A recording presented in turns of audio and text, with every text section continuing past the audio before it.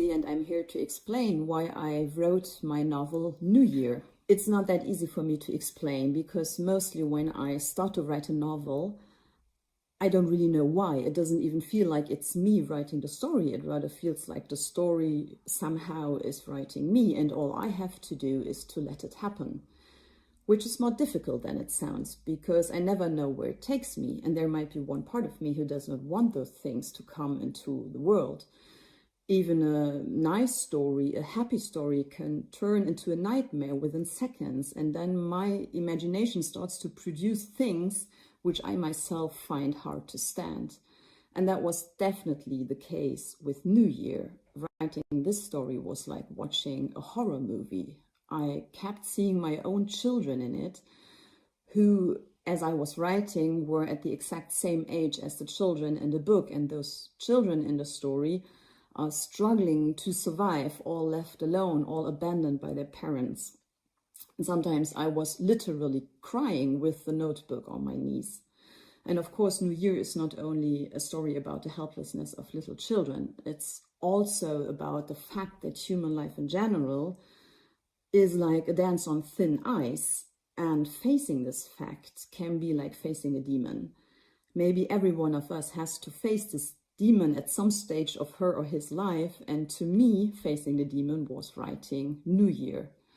Never before has one of my texts grabbed me this way, telling me to sit down and write it as fast as I could.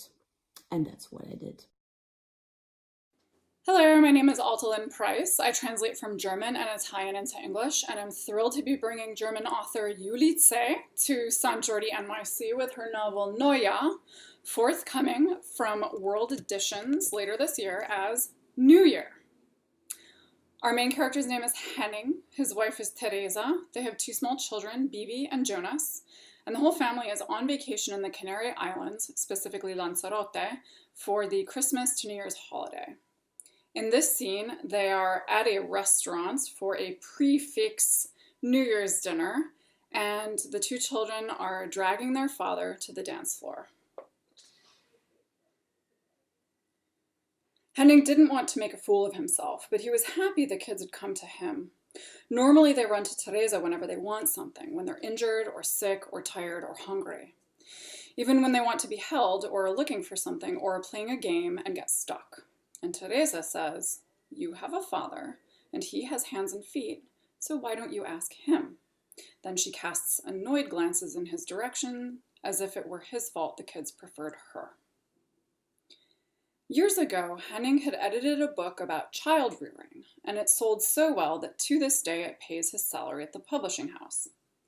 The title was The Constructed Self, and it made the case that children were pushed by their environments, meaning their parents, into certain roles, and they continued playing those parts, sticking to them for their entire lives.